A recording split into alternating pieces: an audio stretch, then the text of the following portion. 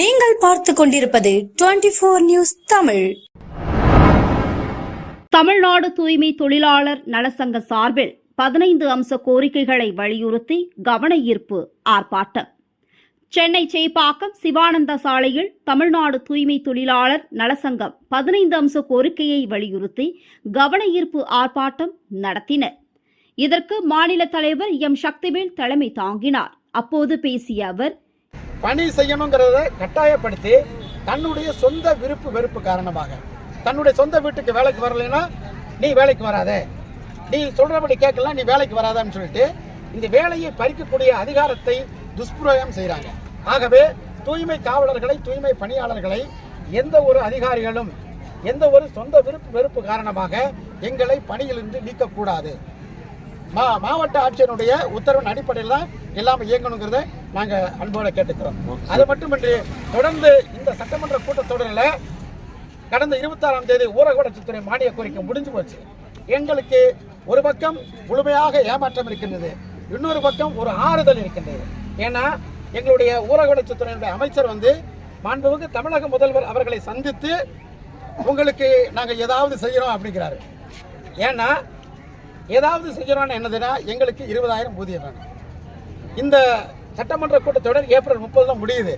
அதற்கு முன்பாக மாண்புமிகு தமிழக முதல்வர் அவர்கள் அனைத்து தூய்மை பணியாளர்களுக்கும், தூய்மை காவலர்களுக்கும், பள்ளிகளில் பணி செய்யக்கூடிய தூய்மை பணியாளர்களுக்கும் குறைந்தபட்சம் 20,000 ஊதியம் வழங்குவதற்கு நடவடிக்கை எடுக்க வேண்டும் என்று தமிழ்நாடு அரசை நாங்கள் வலியுறுத்தி கேட்கிறோம்.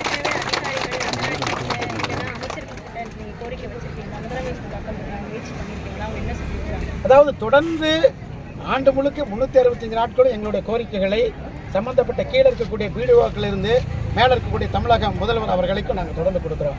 மாநில ஊரக வளர்ச்சித்துறை ஆணையர் அவர்களை நாங்கள் பார்க்க கூட முடிய மாட்டேங்குது. எங்கள் கோரிக்கைகளை போய் கொடுக்கணும்னா அங்கே போயிட்டார் இங்கே போயிட்டாங்கன்னு சொல்கிறாங்க. ஆனால் எங்கள் கோரிக்கைகளை எடுக்க மாட்டேங்கிறாங்க. தொடர்ந்து கொடுத்துக்கிட்டு தான் இருக்கிறோம். எங்களுடைய கோரிக்கைகள் மீது பரிசீலனை சொல்லிட்டு 4 ஆண்டுகள் ஆகிவிட்டது. 4 ஆண்டுகள் ஆகியும் அந்த தொகுப்பூதிய பணியாளர்களுக்கு கையெழுத்து போடணும். 4 ஆண்டுகள் ஆகியும் போடலை. கேட்டாங்கன்னா ஃபைனான்ஸ் டிபார்ட்மெண்ட்டில் நிலுவையில் இருக்குங்கிறாங்க.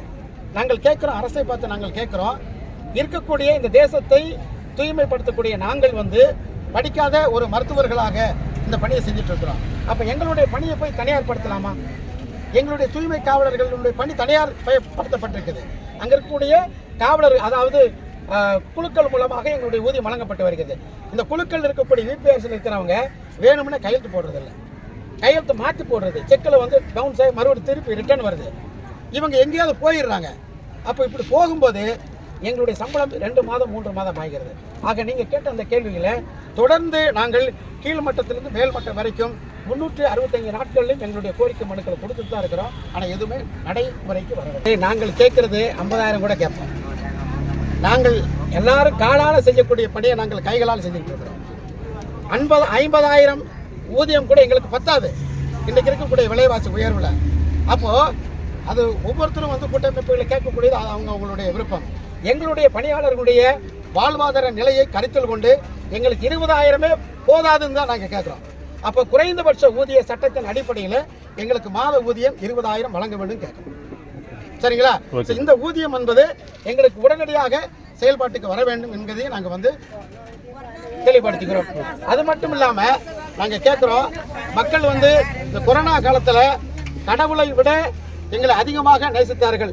பணமாலை போட்டாங்க, பூமாலை போட்டாங்க, எல்லா மாலையும் போட்டாங்க. கொரோனா முடிஞ்ச பிறகு எங்களை மனிதர்களாக நினைக்கவில்லை. தமிழ்நாடு அரசு 356 ஜீவோ இயற்றி 160 கோடி ரூபாய் ஒதுக்குனாங்க. 160 கோடி ரூபாய் எதுன்னா இங்கே முன்கள பணியாளர்களாக தூய்மை பணியாளர்களுக்கும், தூய்மை காவலர்களுக்கும், காவலர்களுக்கும், மருத்துவர்களுக்கும், செவிலியர்களுக்கும் 3 மாத ஊக்கத்தொகை தருவதாக சொன்னாங்க. எங்களுக்கும் 15,000 தருவதாக சொல்லி அந்த நேரத்தில் எங்களை பணி வாங்கினாங்க. அந்த பணி என்பது ஒரு பழி வாங்கினதாக பார்க்குறோம். இப்போ அந்த ஊக்கத்தொகை கேட்டால் அப்படியெல்லாம் நாங்கள் சொல்லலைங்கிறாங்க. அந்த ஊக்கத்தொகை இல்லைங்கிறாங்க. இந்த கொரோனா காலகட்டத்தில் வேலை செஞ்சதுனால எத்தனை பணியாளர்களுக்கு கண் பறிபோனது என்பது எங்களுக்கு தெரியும். எத்தனை பணியாளர்களுக்கு உடல் ரீதியாக பல்வேறு உபாதைகள் ஏற்பட்டு இன்னைக்கும் பணிக்கு வர முடியாமல் இருக்கிறாங்கன்னு எங்களுக்கு தெரியும். இது ஒரு வஞ்சிக்கப்பட்டது, எங்கள் திட்டமிட்டு ஏமாற்றியதாக நாங்கள் நினைக்கிறோம்.